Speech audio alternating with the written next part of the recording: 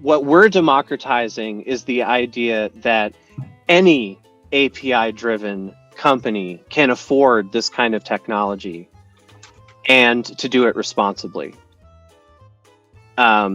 Whether you're a startup that has, like us, that has relatively few customers, that can't really afford to have a broken customer experience. I mean, you know, what's a broken customer experience worth to you on a per month basis? If we can save you one of those, right, we may have paid for the solution.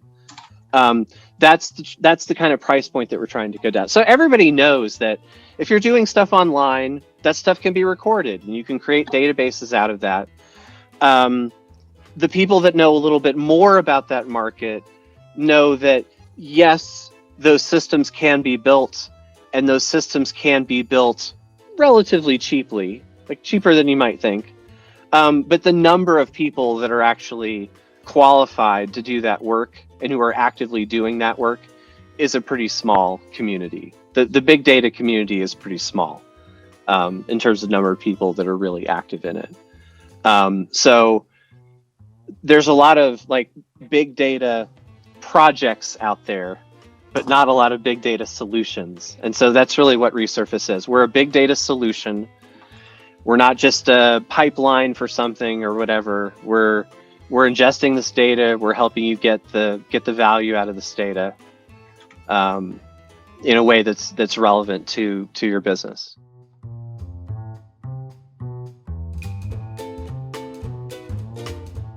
The observability of the APIs is really literally the eyeballs of some of these machine-driven systems, right? Because let's say you're going to design a machine learning system around auto scaling and cost optimization through auto scaling, right? Well, you're going to have a lot of telemetry about the system in order to be able to scale it properly. The same way that you can't have a self-driving car without a ton of cameras or LiDAR or something on it. You need the telemetry, right? And that's really what we're providing. We're providing a turnkey platform that gives you all this telemetry about the usage of your APIs.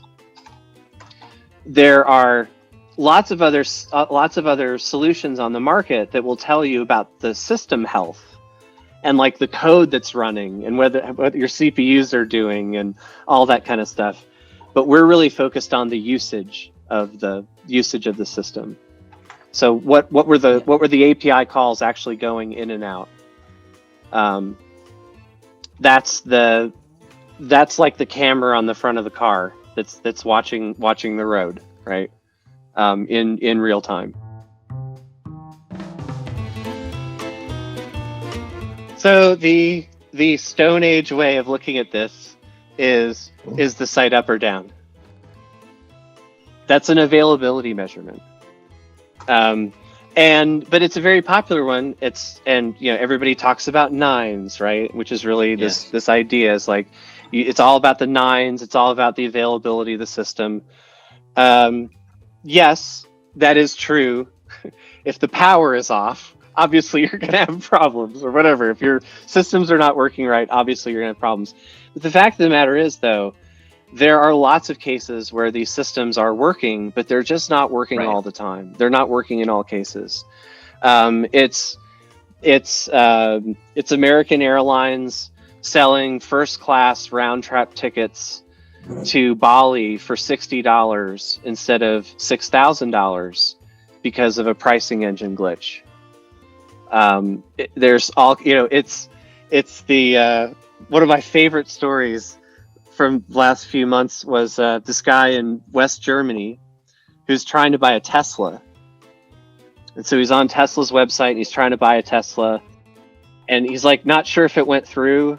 And so he does it again. He's not sure if it went because he like wants this damn car, right? So he keeps doing it. Each time this goes through and kind of silently fails, he gets charged $1,000 deposit, right? But gets no notification. So he clicks this button 26 times before he finally gives up, right?